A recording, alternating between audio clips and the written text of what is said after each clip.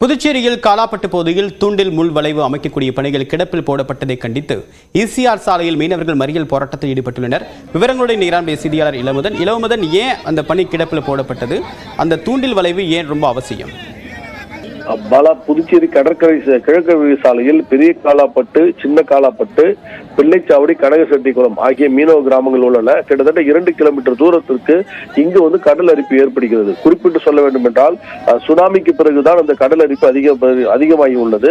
பெருமழை, புயல் போன்ற காரணங்கள் கடல் அரிப்பு அதிகமாக காணப்படும். கிட்டத்தட்ட ஒரு சாலை, ஒரு 100க்கும் மேற்பட்ட தென்னை மரங்களும் பல வீடுகளும் கடலுக்கு அடித்து செல்லப்பட்டன. இந்த நிலையில் தான் கடந்த பாராளுமன்ற தேர்தலின் போது இந்த பகுதி மக்கள் தேர்தலை புறக்கணிப்போம் என்ற போராட்டத்தில் ஈடுபட்டார்கள். இதற்கு உறுதியளிக்கும் வகையில் அங்கு கல் கொட்டி தூண்டில் முள் வளைவு அமைக்கப்படும் என்று கூறப்பட்டது. அதற்கான பணியும் பூமி பூஜையோடு துவங்கியது. ஆனால் அந்த பணி நிறைவு பெறாத காரணத்தினால் மறுபடியும் கடல் அரிப்பு ஏற்படுகிறது. அடுத்து மழைக்காலம் வர இருப்பதனால் தங்களது வாழ்வாதாரம் பாதிக்கப்படும் என கூறிதான் மீனவர்கள் காலை 9 மணி முதல் போராட்டத்தில் ஈடுபட்டிருக்கிறார்கள். இந்த போராட்டத்தின் காரணமாக இருபுறமும் 2 கிலோமீட்டர் தூரத்துக்கு வாகனங்கள் அணிவகுத்து நிற்கின்றன.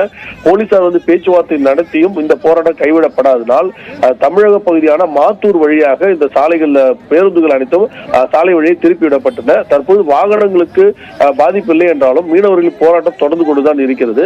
மீனவர்கள் போராட்டத்தை முடிவுக்கு கொண்டு வருவதற்காக தாசில்தார் ராஜேஷ் கண்ணா தலைமையில் அதிகாரிகள் பேச்சுவார்த்தை நடத்தி வருகிறார்கள். தூண்டில் முள் வளைவு அமைத்தால் மட்டுமே கடல் அரிப்பு தடுக்கப்படும், மீனவர்கள் வாழ்வாதாரம் பாதுகாக்கப்படும் மற்றும் தங்களது படகுகள், வலைகள் பாதுகாக்கப்படும் என்பதுதான் மீனவர்கள் ஒட்டுமொத்தமாக கோரிக்கையாக இருக்கிறது. பாலா, தகவலுக்கு நன்றி.